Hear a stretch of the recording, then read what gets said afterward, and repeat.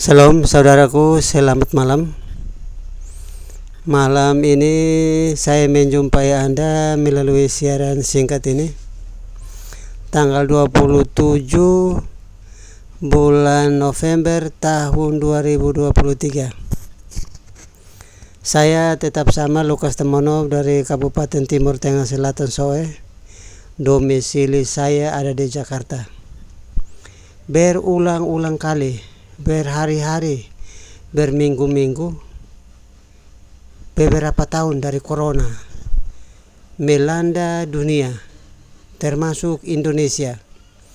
Saya tergerak hati untuk memberitakan Injil Kerajaan Allah melalui siaran-siaran Zoom atau Facebook, siaran langsung, TikTok, dan lain-lain. Saudaraku, supaya jangan Anda salah melihat, salah mendengar, kalau saya ini orang biasa tadinya di Pulau Timur ada sebagai petani. Karena dasarnya saya ada latar belakang pekerjaan proyek, saya datang ke Jakarta bekerja di bagian bangunan. Dan hari ini saya tinggal di kota Jakarta. Mengapa saya harus memberitahu alamat nama saya? Karena saya tahu Tuhannya orang Kristen, Tuhannya kuat, Tuhannya besar, Tuhannya perkasa, namanya Yesus Kristus. Dia Raja di atas segala raja, Dia Tuhan di atas segala Tuhan. Dia berkuasa atas hidup dan mati. Karena Yesus tahun 0 dia lahir ke bumi, umur 8 hari dia dibawa ke bait Allah untuk diserahkan. 12 tahun kemudian ia dengan ibunya pergi ke bait Allah untuk beribadah, dan ketinggalan Yesus Kristus di dalam bait Allah, bercakap-cakap dengan alim ulama di sana. Dan sangat mengherankan orang-orang yang ikut serta di dalam bait Allah. Di dalam sejarah mencatat 30 tahun ia mulai bekerja, melakukan tugas sebagai anak tunggal Bapa. Dia menyembuhkan orang sakit, dia bisa memelekkan mata orang yang buta, telinga orang bisa dapat mendengar, orang lumpuh bisa berjalan. Karena itu saudaraku, yang lebih mengherankan, orang mati bangkit dari antara orang mati. Itulah sebabnya menurut ajaran orang Kristen, Yesus datang ke dunia untuk selamatkan umat manusia dengan cara dia harus disalibkan, mati, turun ke dalam kerajaan maut. Pada hari yang ketiga dia harus bangkit dari orang mati, naik ke surga 40 hari kemudian, duduk di sebelah kanan Allah Bapa yang Maha Kuasa. Ia akan datang dari sana untuk menghakimi orang yang hidup dan yang mati. Karena itu saudaraku, Anda jangan heran apabila Anda orang Timur yang pernah mengenal saya, pernah bertemu dengan saya. Saya tadinya adalah seorang yang bekerja di proyek bagian bangunan gedung, bangunan jalan raya, jembatan, dan penyeberangan air, listrik, dan lain-lain. Tapi hari ini saya memberitakan Injil Kerajaan Allah kepada setiap orang yang mendengarkan, berbalik dan bertobat, mengenal Allah di dalam Yesus Kristus sebagai Tuhan dan Juru Selamat. Saudaraku, tema malam hari ini adalah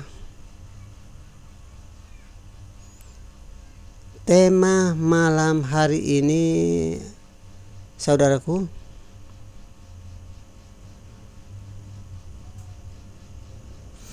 segala sesuatu hanya berasal dari Allah pencipta langit dan bumi. Itu terdapat di Roma pasal yang ke-11 ayat 36. Coba Ibu bisa tolong bacakan Roma pasal 11 ayat yang ke-36.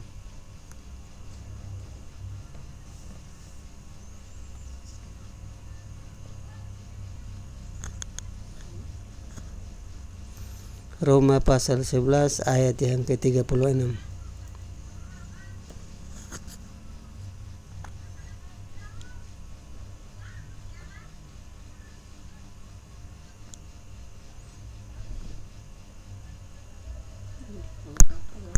Roma pasal yang ke-11 ayat 36.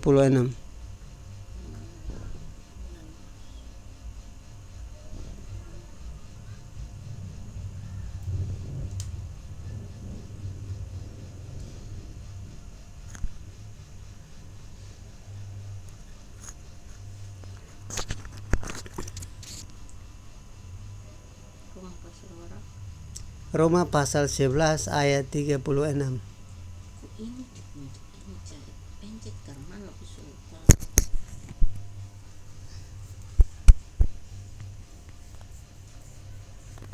Punya apa dilangsung kali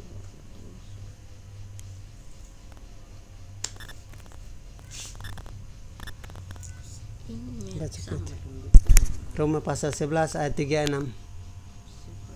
Bacanya kuat. Roma pasal 11 ayat 36. 11 ayat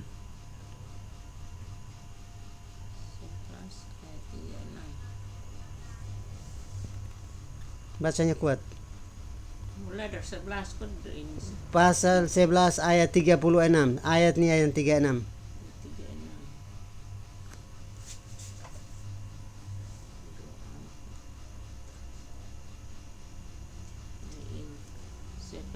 Kuat. Orang yang tidak dengar itu. Kuat. Kuat. Sebab segala sesuatu adalah dari Dia dan oleh Dia dan kepada Dia, bagi Dialah kemuliaan sampai selama-lamanya. Makasih. Roma pasal 11 ayat 36. Sebab segala sesuatu adalah dari Dia. Dia itu Yesus Kristus, saudaraku. Dan oleh Dia, Dia itu tetap Yesus Kristus. Dan kepada Dia, Dia itu tetap Yesus Kristus. Bagi Dia, Dia itu Yesus Kristus, kemuliaan sampai selama-lamanya. Saudaraku, di kolong langit ini, Kisah Rasul pasal 4 ayat 10, 11, 12. Tolong dibacakan Ibu Lina. Kisah Rasul pasal 4. Kisah Rasul pasal 4 ayat 10.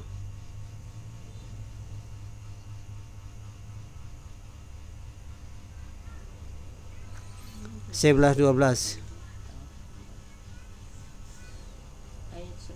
Ayat 10, 11, 12. Bacanya kuat. Maka ketahuilah oleh kamu sekalian dan oleh seluruh umat Israel bahwa dalam nama Yesus Kristus, orang Nazaret yang telah kamu selibkan, tetapi yang telah dibangkitkan Allah dari antara orang mati, bahwa oleh karena Yesus itulah orang ini berdiri dengan sehat sekarang di depan kamu. Yesus di depan kamu. Terus. Ayat 11. Ayat 11. Yesus adalah batu yang dibuang oleh tukang-tukang bangunan, yaitu kamu sendiri. Namun Ia telah menjadi batu penjuru. Ayat 12. Dan keselamatan tidak ada di dalam siapapun juga selain di dalam Dia. Sebab di bawah kolong langit ini tidak ada nama lain yang diberikan kepada manusia yang olehnya kita diselamatkan. Ya, makasih. Saudaraku, di seluruh kolong langit ini, Roma pasal 4 ayat yang ke-12. Di seluruh kolong langit ini terdapat 7 miliar orang lebih. Tidak ada nama lain untuk kita sembahyang. Tidak ada nama lain kita berlutut dan memanggil namanya. Hanya nama Yesus Tuhan dan Juru Selamat manusia. Kebetulan bulan Desember tinggal beberapa hari. 2-3 hari lagi sudah memasuki bulan Desember. Menurut orang Kristen, bulan Desember adalah bulan kelahiran Raja Damai, Kristus Yesus namanya, di kota Daud, di Bethlehem Efrata, tanah Yudea, di kandang domba. Saudaraku, Yesus Kristus dilahirkan ke bumi. Saudara yang percaya kepada Tuhan Yesus, dan Natal itu adalah kabar baik. Yesus datang ke bumi, dia adalah kabar baik itu sendiri. Kabar baik itu sendiri, berita baik itu sendiri datang ke dalam dunia. Tujuannya untuk mengampuni dosa manusia. Berulang kali saya sampaikan kepada Anda, orang Timur yang berasal di Pulau Timur atau berada di daerah-daerah di seluruh Indonesia. Bahkan ada yang di luar negeri. Anda yang menangkap siaran ini, Anda harus yakin penuh bahwa Yesus adalah satu-satunya juru selamat di dunia.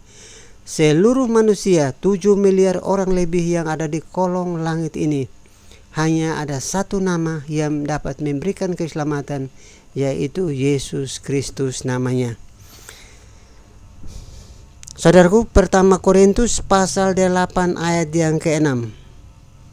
Saya bacakan buat Anda. Pertama Korintus pasal 8 ayat yang ke-6. Namun bagi kita hanya ada satu Allah saja, yaitu Bapa yang daripadanya segala sesuatu dijadikan. Untuk Dia kita hidup, dan satu-satunya Tuhan, yaitu Yesus Kristus, yang olehnya segala sesuatu dijadikan, dan karena Dia kita hidup. Anda mau mengakui Yesus atau tidak? Anda mau percaya Yesus atau tidak? Dia sudah tetap Tuhan. Dia tidak rugi sepeser pun juga, karena Dia adalah Tuhan yang sanggup menolong orang yang percaya di dalam namanya. Itulah sebabnya Natal itu bukan tempat berpesta pora, berfoya-foya, makan minum, lompat-lompat, menari dan dansa-dansa. Di sana Natal adalah penuh dengan kasih dan damai, sukacita, karena anak Allah yang lahir ke dunia menjadi manusia untuk menghapus dosa Anda dengan saya. Dosa itu yang mengakibatkan kita harus mati, masuk ke dalam neraka. Tetapi karena kuasa darahnya, Dia datang ke bumi. Dia sanggup untuk menderita di bawah pemerintahan Pontius Pilatus, dituduh sebagai penjahat karena dia menghujat Allah. Yang pertama, dia dituduh bahwa dia bekerja pada hari Sabat, padahal hari Sabat adalah hari yang dikhususkan untuk bangsa Yahudi beribadah. Sebab 6 hari lamanya mereka bekerja dan melakukan segala pekerjaan untuk jasmani. Tetapi hari yang ke-7 itu hari Sabat, orang Yahudi harus beribadah. Tanggal 7 kemarin, sementara mereka beribadah, itu Hamas itu meluncurkan 5.000 bom, 5.000 roket sekaligus dalam satu hari, dan jumlah jiwa yang meninggal 1.400 orang, terdiri dari orang-orang Yahudi. Saudaraku, Anda yang percaya Yesus mati disalibkan, Anda jangan mati konyol, salah mengerti tentang kedatangan Yesus. Yesus harus lahir sebagai manusia. Kalau Anda menolak Yesus lahir sebagai manusia, maka hidup hanya dua, di neraka atau di sorga. Kalau di sorga ada jalannya. Yohanes pasal 14 ayat yang ke-6. Aku jalan, kebenaran, dan hidup. Barang siapa yang mau ke surga, satu-satunya hanya Yesus Kristus namanya. Yang berikut saudaraku, kalau banyak orang sedang mengutip hukum Taurat, memakai sebagai bahan perdebatan, sebagai bahan yang mereka menggunakan untuk menghina-hina orang yang percaya kepada Yesus. Saya bacakan buat Anda. Keluaran pasal 30 ayat 17 sampai 21. Keluaran pasal 30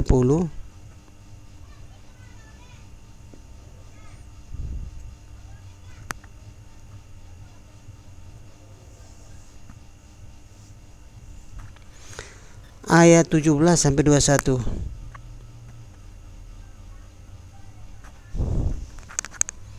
Tolong dibacakan. 17 dari ayat 17 atas itu.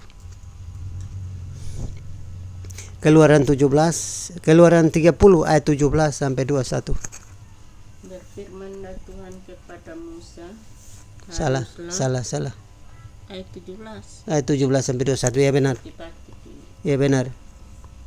Berfirmanlah Tuhan kepada Musa, haruslah engkau membuat bejana dan juga alasnya dari tembaga untuk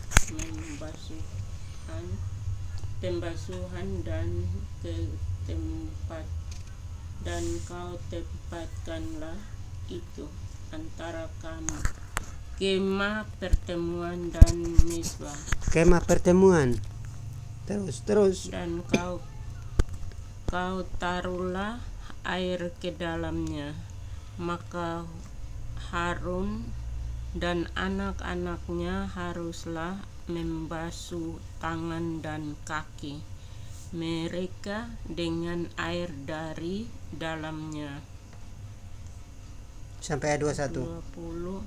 Apabila mereka masuk ke dalam kemah pertemuan, haruslah mereka membasuh tangan dan kaki dengan air, supaya mereka jangan mati. Demikianlah juga apabila mereka datang ke mezbah itu untuk menyelenggarakan kebaktian dan untuk membakar korban api-apian bagi Tuhan. Haruslah mereka membasuh tangan dan kaki mereka, supaya mereka jangan mati. Itulah yang harus menjadi ketetapan bagi mereka untuk selama-lamanya, bagi dia dan bagi keturunannya turun-temurun. Haleluya.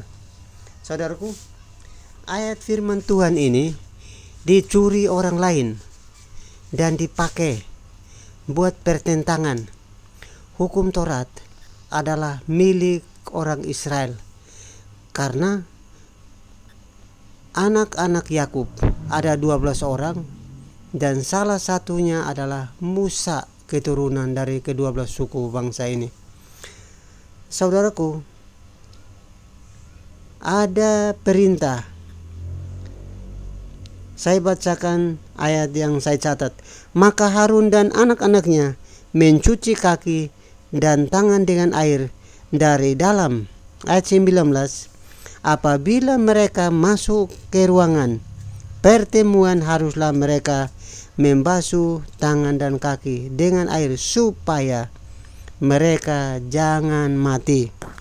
Jadi hukum Taurat ini diberikan kepada Musa dan seluruh bangsa Israel untuk melakukannya sebagai syarat imam besar yang masuk mempersembahkan korban bakaran, korban ukupan di dalam mezbah Tuhan, di dalam bait Allah. Maka ada tempayan, ada tempat di depan, di dekat pelataran, tempat terisi air untuk membasuh kaki. Udah dari zaman Musa, sebelum Masehi, orang Kristen sudah mengenal dengan pembasuh kaki.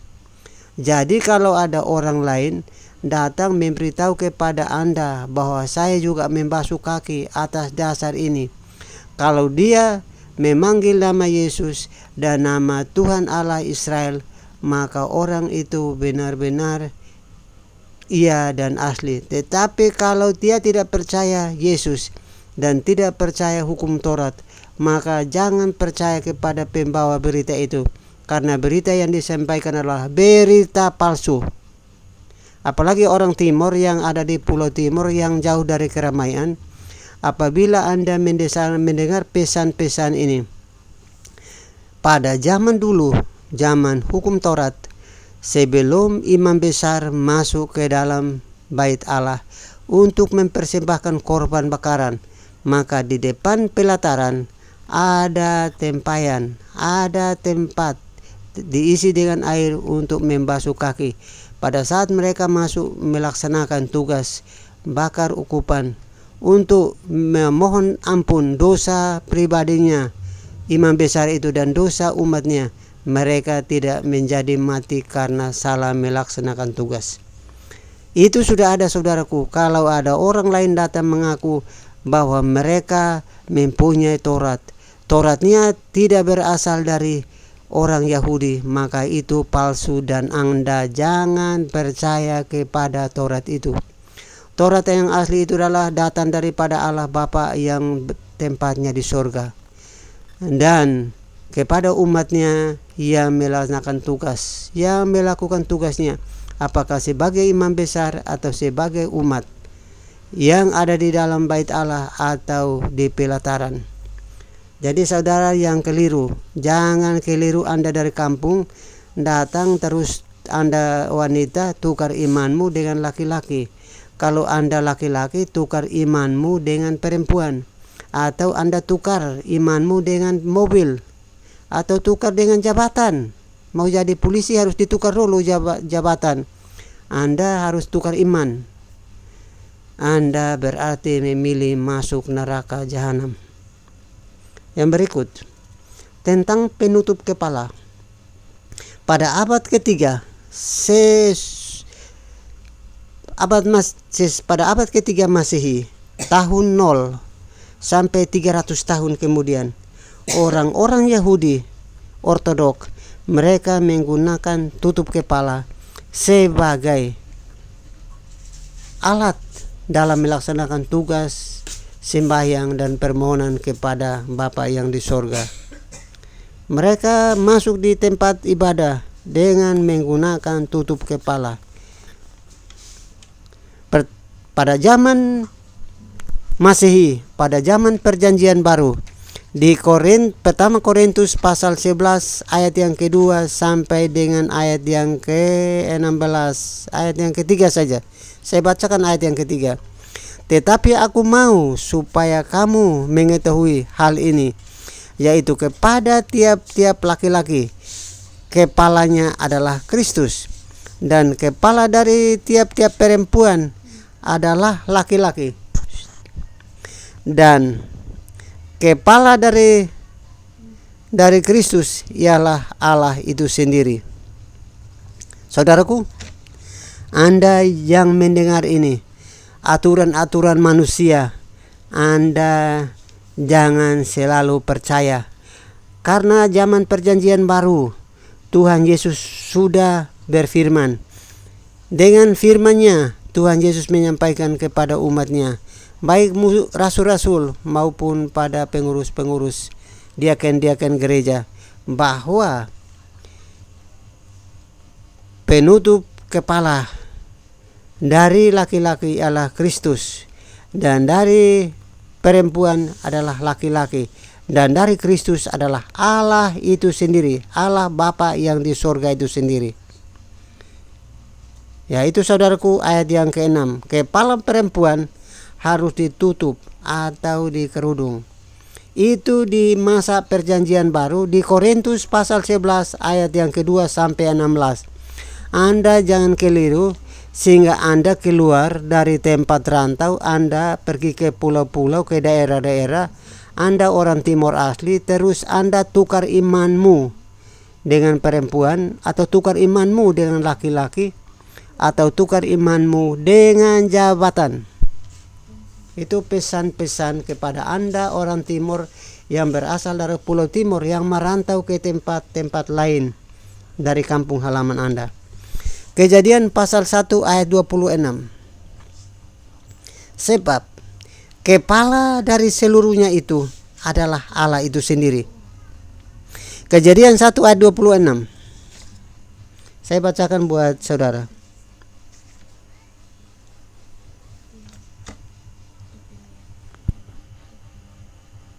Kejadian 1 ayat 26.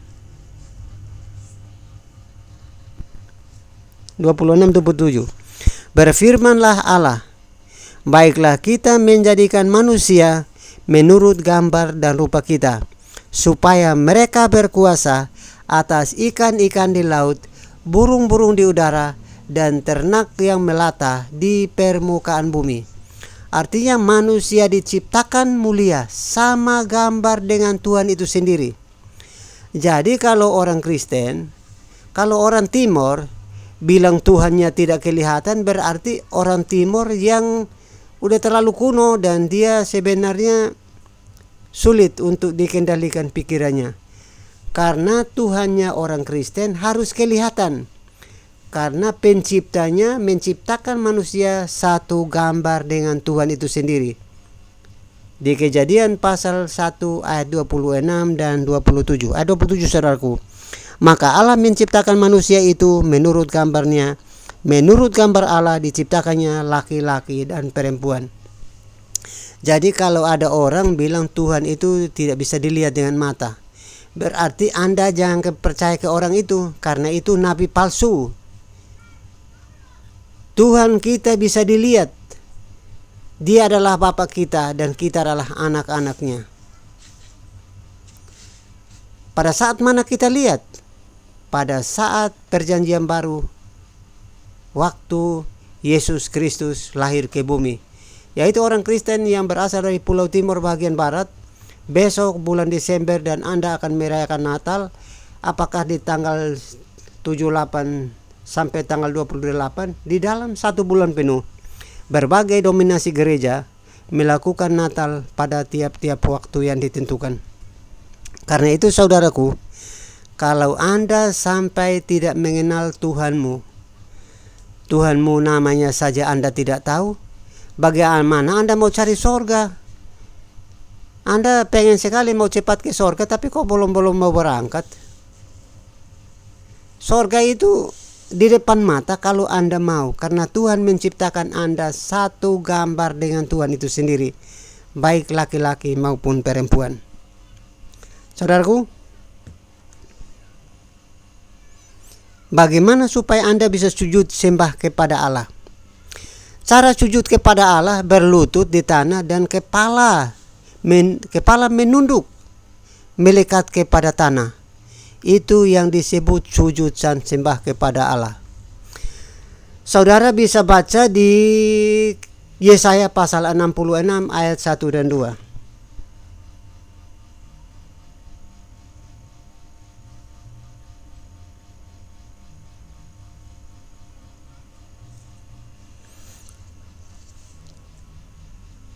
Yesaya pasal 66 ayat 1-2. Beginilah firman Tuhan, langit dan bumi adalah takhtaku. Beginilah firman Tuhan, langit adalah takhtaku dan bumi adalah tumpuan kakiku. Rumah apakah yang kamu dirikan bagiku? Dan tempat apakah yang kamu jadikan jadi tempat perhentianku? Tubuh Anda dengan tubuh saya adalah yang dibuat dengan tangan Tuhan itu sendiri. Kalau gereja yang kita pergi beribadah itu tempat orang-orang berkumpul. Itu bukan Tuhannya di dalam situ. Tuhannya tinggal di dalam hati Anda dengan hati saya. Kalau hati kotor, minum mabuk, menjelek-jelekan orang, melanggar dari 10 hukum Taurat, dari hukum 1 sampai hukum yang ke-10, bagaimana Anda bisa masuk ke dalam hadirat Tuhan? Ayat yang kedua, bukankah tanganku yang membuat semuanya itu? Sehingga semuanya itu terjadi demikian, firman Tuhan. Tetapi kepada orang inilah aku memandang, dan kepada orang yang tertindas aku patah semangat. Saudaraku, kalau saya bacakan ayat tentang sujud itu orang Kristen itu dari zaman Taurat itu orang Kristen udah sujud sampai ke tanah. Kepala orang Kristen itu berdoa dengan sungguh-sungguh, kepalanya melekat ke tanah. Dasar hukumnya Yesaya pasal 66 ayat 1 dan 2. Langit adalah takhta Tuhan dan bumi adalah tumpuan kakinya. Rumah apa yang kita sediakan baginya? Kecuali tubuh kita adalah menjadi tempat perhentian Tuhan. Artinya di dalam hati kita harus sungguh-sungguh merenungkan firman Tuhan pagi, siang, dan malam. Saudaraku, kalau Anda mendengarkan pesan-pesan ini, Natal Anda jangan lompat-lompat, jangan joget, jangan berdansa. Itu merenungkan firman Tuhan. Udah hidup 2023 tahun. Tuhan Yesus sudah lahir di bumi. Itu kan hanya hari ulang tahun. Bukan dia baru datang, sudah 2023 tahun, besok 2024. Jadi kita itu merupakan tanda ucapan syukur atas karya Tuhan yang ada dalam hidup kita. Bukan mau minum-minum terus lompat-lompat. Itu dapat ajaran tambahan dari mana? Kalau yang minum mabok dan lompat-lompat itu mengakibatkan Anda dengan Tuhan itu tidak bersepakat. Artinya Anda tidak mengikuti kehendak Tuhan melalui jalan-jalannya.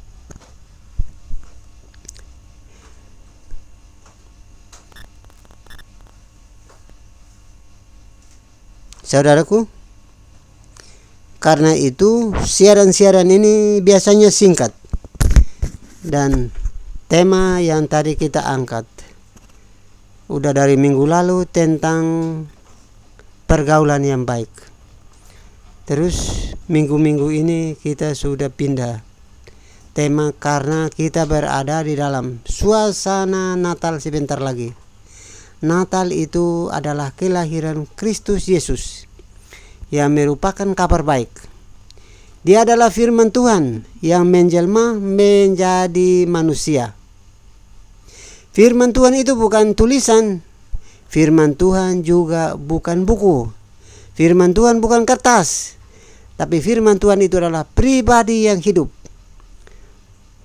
Dengan firman Tuhan, Allah menjadikan langit, bumi, laut, dan segala isinya. Dan dengan firman Tuhan, Allah menciptakan manusia sesuai dengan gambarnya.